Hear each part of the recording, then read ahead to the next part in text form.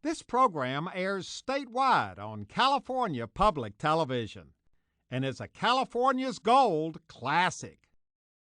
Hi, I'm Huell, and today we have driven down here to the water, down to the Pacific Ocean, because I woke up this morning with this uncontrollable urge to visit the islands. And I'm not talking about the Hawaiian Islands, which are located several thousand miles west of here. I'm talking about our own California Channel Islands. There are 8 of them, and they're located right off the Southern California coast. Now, the first island we're going to visit on this particular adventure is Catalina, and of course it's located just 26 miles across the sea. Now, the traditional way, the normal way people get from the mainland to Catalina is on one of these ferry boats. That's what these people are doing right now. They're loading up to go to Catalina. But as you have learned from previous experiences, we don't normally do things the traditional way. So if you're ready for an extremely fast and bumpy trip to Catalina, you're invited to come on along with us as we all continue our search together, this time on the islands, for California's gold.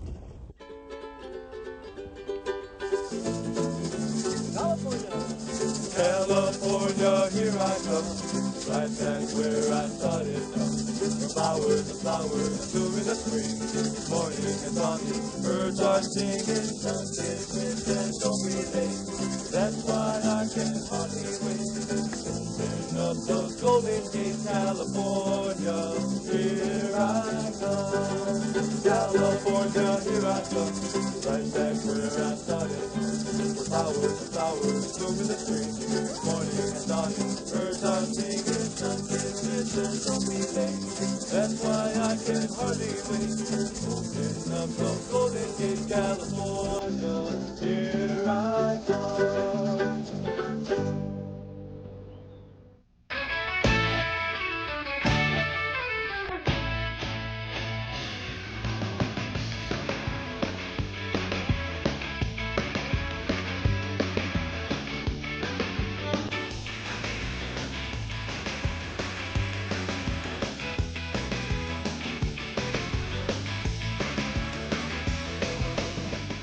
Well, let's go back in time. Back to 1957 to be exact, in the Long Beach Harbor, when some very excited young water skiers took part in a ski race sponsored by the Long Beach Boat and Ski Club. An annual event started in 1949. Lots of spectators, lots of fast boats, and lots of very good local skiers. Everyone having fun, and probably no one at the time realizing that they were part of an event that was to grow into a true California tradition.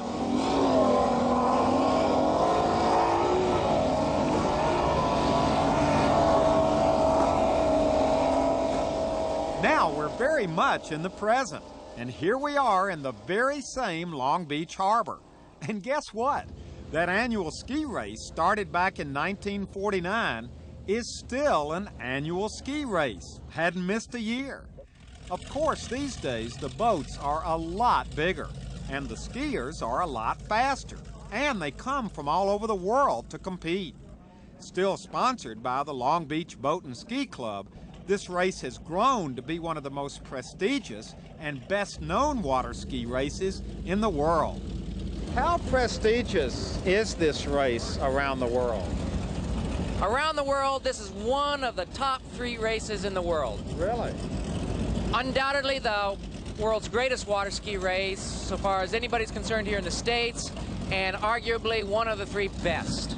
Now, it didn't start out that way, did it? It just kind of started out as some guys having some fun. Started out some guys having some fun, very humble beginnings that just grew in popularity and fun. Then as the international participants started coming, and it became international reputation, and has grown ever since, over the past 44 years. Now, you've skied in it a number of years? Yeah, I've competed 8 years in a row until last year, and I didn't ski last year, and then this year I got married, so I'm not skiing again. Well, wait a minute. Why would getting married have anything to do with whether you ski or not? Well, anybody who's married knows how that works.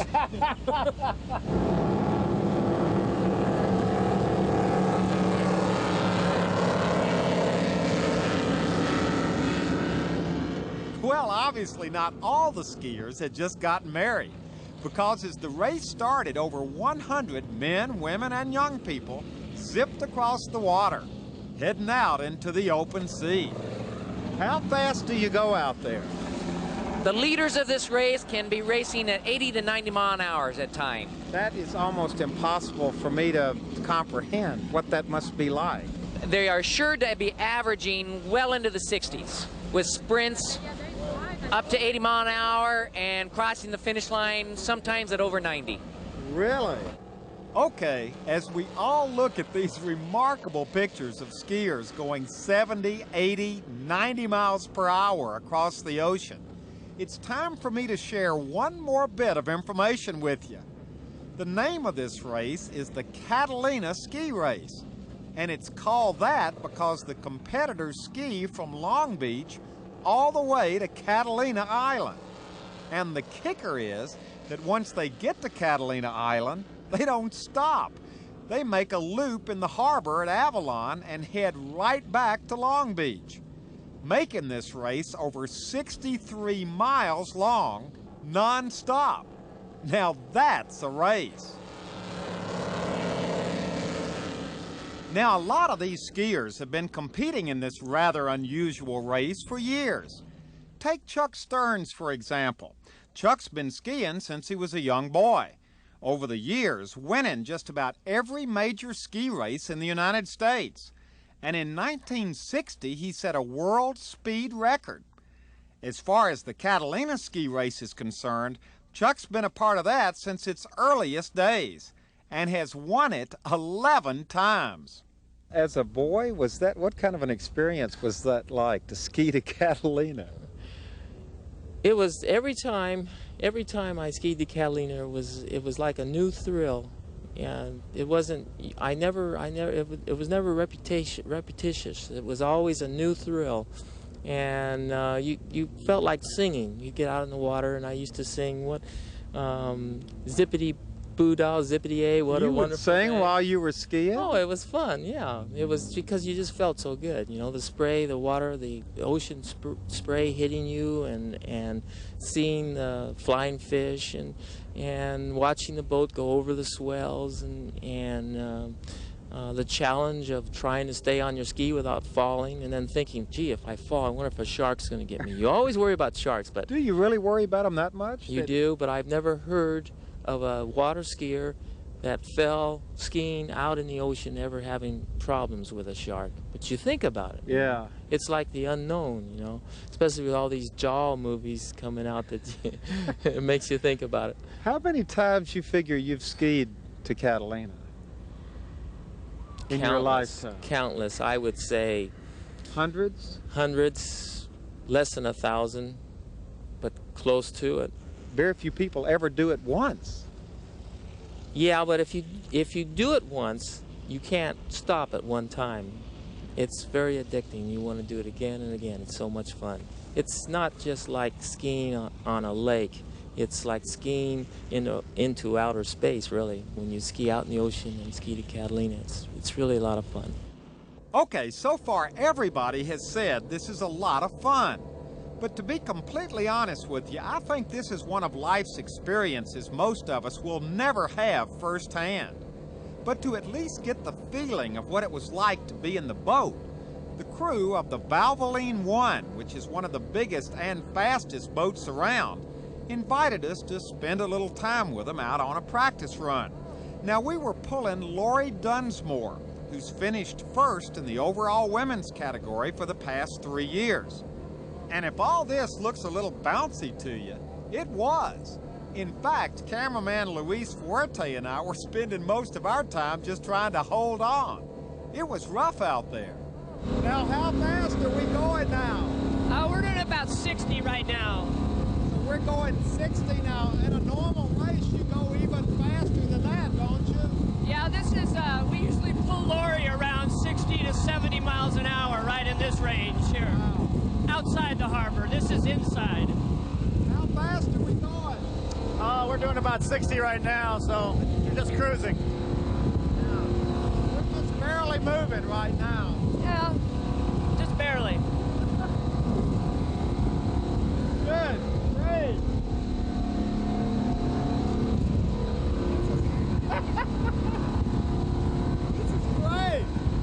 take your both hands. This is how I start in the water. You take both handles and you bring them around here in the back. So see this wetsuit alongside here, that kind of gives you support for your back too, and it doesn't tear up your sides. That's why we have hips. You're really sides. padded there. Yeah, you kind of have to. And then you hold your arm up here in the front. So you're holding them together in the back, like this, with one hand, and you're holding up here in the front. One in the front. And so you're just using a lot of your front arm. That's why this arm's bigger than this arm. Make a muscle for us. Come on. Muscle. It's kind of wimpy right now. I don't know. I didn't get to ski as hard. No. So there you are holding like this. You've got a neck brace on here. Yeah, neck brace. You're wearing a helmet. I wear a helmet. A lot of people wear the head restraints also that come down here onto your wetsuits. And you got goggles. And I have Oakley goggles, and I have these arm restraints that are up here. Now today I didn't, but usually you could tape them down to hold it so your arm doesn't go up over your head like the sprint car drivers for So you are arm really injuries. braced in that Yeah, thing. you are. It takes its toll on a fall. I had a couple black eyes this year and bad back. So when you fall, you fall. Yeah, you go down hard.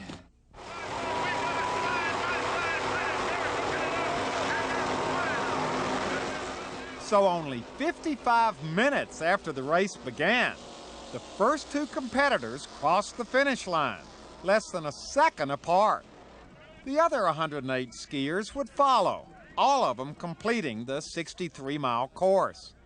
And the nicest part about all this is that whether they won the race or not, everyone involved had the satisfaction of knowing that they had been part of one of the most famous races in the world, the Catalina Ski Race, an honest-to-goodness California tradition.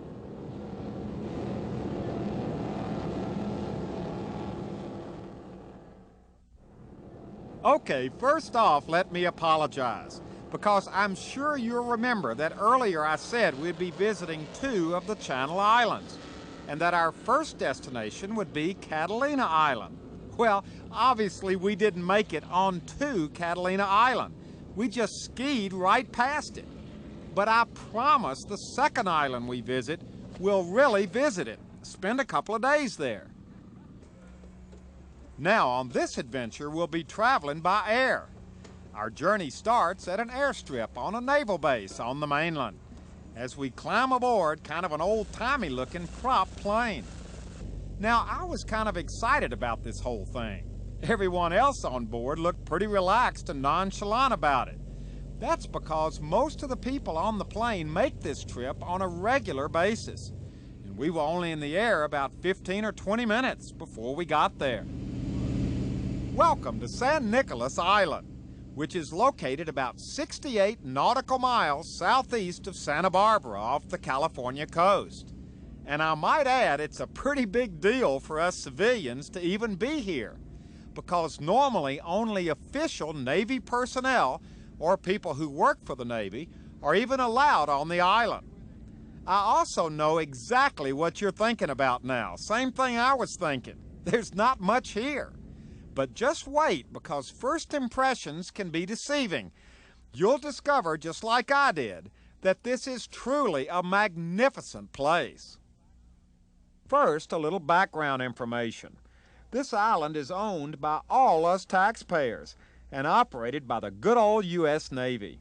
It's teeming with top-secret, sophisticated communications and missile tracking towers. It's part of the Point Mugu Naval Weapons Station on the mainland and a vital link in the Pacific Missile Test Center's Sea Test Range. We're talking heavy-duty stuff here. But in addition to all this technical equipment, the island is a nature lover's dream. It's 9.5 miles long and 3 miles wide, and it's packed with a little bit of everything on it.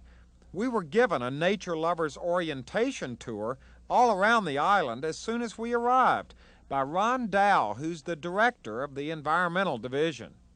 When you first get off the plane and look around, you don't think there's very much out here.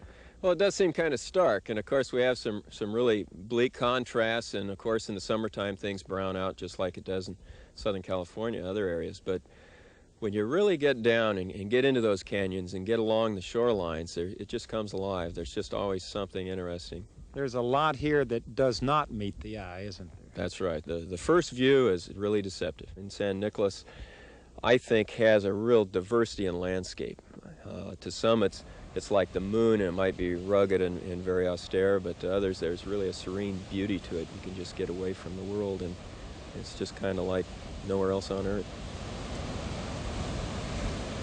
Now let's talk for just a minute about these sand dunes, because the last thing in the world you would expect to find out here is this gigantic sand dune, which, what is the expression that goes around the island? Well, we call this the dune that ate San Nicolas. Yeah, it does come right out of the island floor, almost like it's misplaced here, but it does move. Moves about 2 to 3 feet a year, and gosh, it's just immense. It's really a unique feature.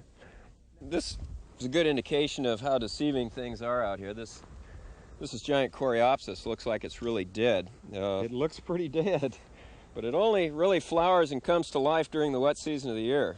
But if you peel back the bark, you have what's actually an edible and very, very moist part of the stem. Try that. Now, would the Indians have eaten this when they lived here, do you think? They definitely could have. Try it. It tastes like carrot. So this is, it's good for you. Not too strong. It has a good taste. Is it nutritious? That I don't know, but just so long as it's not poisonous. It won't kill you. It's good. Yes, it's pretty good. Now we're coming up to something that I had never thought I would see, and this is fascinating. Could you explain to us what this is? Well, what we're seeing here is an Indian midden, and what that is it's a kitchen cook pile. The Indians would have their fires on top. You can see the charcoal up on top.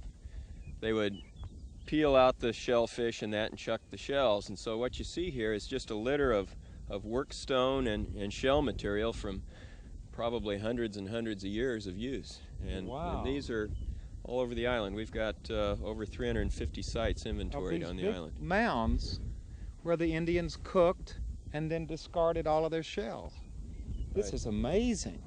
What is all of this stuff? Well, you can see a lot of these rocks were probably pieces they didn't use, that they're all worked. You can see a lot of flaking. And you mean they would use these for what?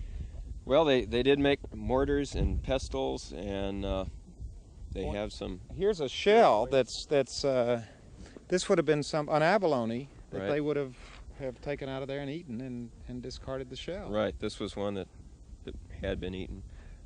You can also, if you looked real closely, you could find shell fish hooks and bone whistles and all kinds of implements that they use. Well, I'm going to put this back. I'm not going to remove it from the island. I know everybody's looking. I'm putting it back.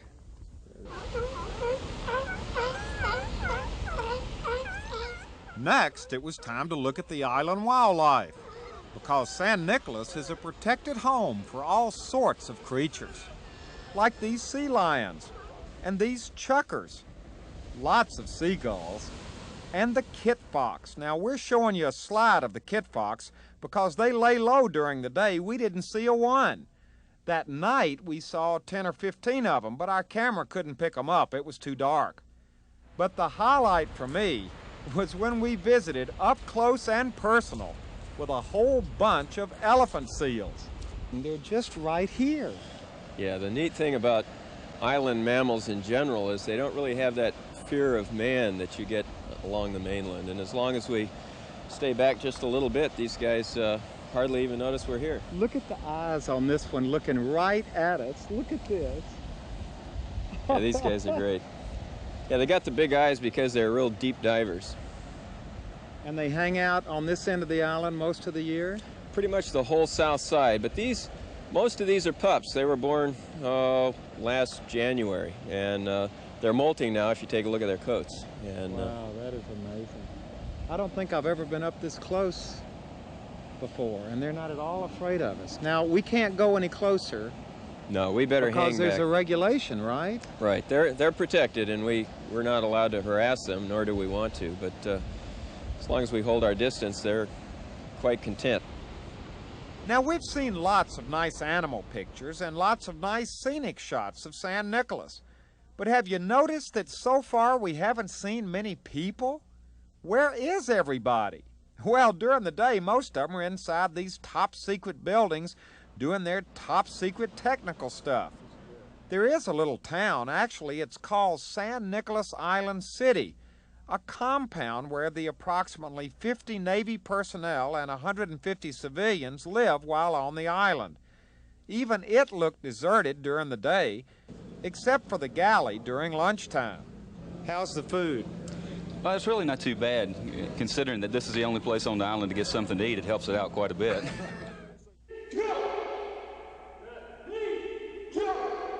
At night, there are all kinds of things to do. You can take karate lessons or bowl at the 4-lane bowling alley.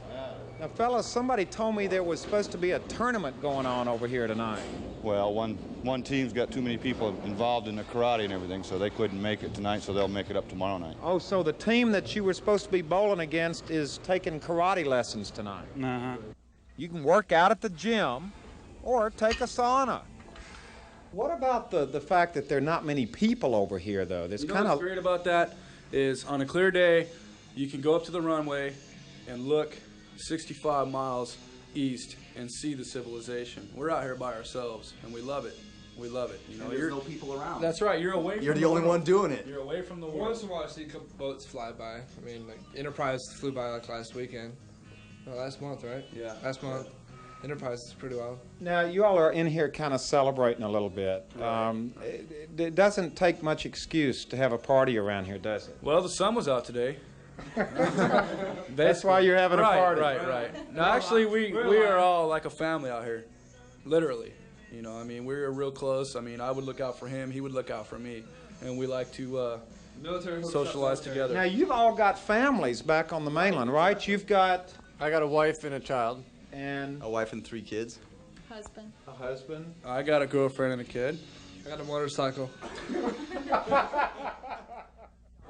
And then there's the Islander Club, which is a real hot spot where you can go to play pool or visit with friends. You know, it's an interesting collection of people who work and live out on this island. Now, some of them gripe about it, about the isolation and all. But from what I could gather in a rather informal survey, most of them love it. We don't have to worry about freeway shootings out here. Nobody owns a gun, except for security. They know how to use them anyway. I expected like Hawaii. Like Hawaii? So you were in for a big shock, Yeah, weren't you? I was, but I like it though. It's really pretty. So that's what you first came out here expecting. Just kind of a way to get away from it all and have a roof over your head. In fact, I had a terminology for the island. It became Alimony Island, because that's what I was out here for. That's what put me here. So it's hung in there ever since, the Alimony Island. And nobody, I don't know where Alimony Island is. But you know where it is. I tell you I do. Now, people don't really swim out here very much, do they? Because this looks like pretty rough tide. No, the tide is too rough for them to swim, so the commanding officer has a regulation that does not allow us to swim on the island at all. Just fish. Just fish. Fish and look at the beautiful scenery along the beach. And I imagine walking on the beach is something out here too. Oh yeah, there's some areas out here where you can pick up some really nice seashells, and of course the wildlife on the beach. But it's beautiful. This is what makes being on the island nice. In the afternoons, you can get away from the drudgery of the top part of the island. You don't understand what the island is like up on top until you get down here along the beach, and that makes your livable area here really nice. Oh, it's wonderful. It's like a postcard. That's right. You don't see any oil, you don't see any pollution. Now, Tim, you're the fuel manager out here on the island, but when you're not working, you're taking pictures. That's correct. 4 o'clock rolls around, and probably until sunset I'm out burning up rolls of film just left and right. It's a great place to shoot out here. What kind of opportunities do you have for pictures out here? If you could imagine turning back time about 200 years around the coastline over here would be the equivalent to shooting over here. it's just a photographer's dream. I have uniqueness of looking forward to going off the island on a Friday, but when Sunday night comes along, I look forward to coming back here on Monday morning. Is this the kind of place that grows on you? Yes, I wouldn't work anywhere else. If I had to go to work somewhere else, I'd quit. You know, it is quite a place, this windswept but very important piece of land 75 miles off our California coast. An island very few people have ever had the opportunity to visit. An island named San Nicolas that's a fascinating mix of natural beauty and high tech. Well, here we are, safe and sound, back where we started in Long Beach. And even though technically we didn't even set foot on Catalina Island, I hope you enjoyed the ski race. We did spend a lot of time on San Nicolas Island, which is a true California treasure. In fact, all 8 of our Channel Islands are very special places. Well, that's it, time to go. But as always, you're invited to join us again next time as we all continue our search together for California's gold. Goodbye, everybody.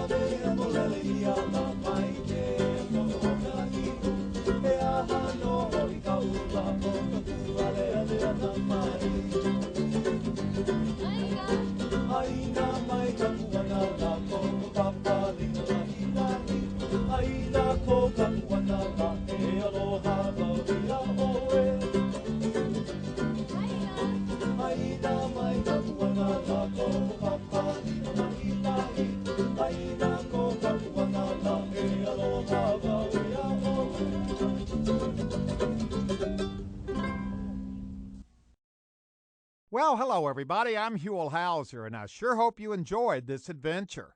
If you'd like to see it again or share it with your family or friends, or perhaps donate a copy to your local school or library, it's available on video cassette and on DVD. All you have to do is call 1-800-266-5727, and we'll be glad to send it to you right away.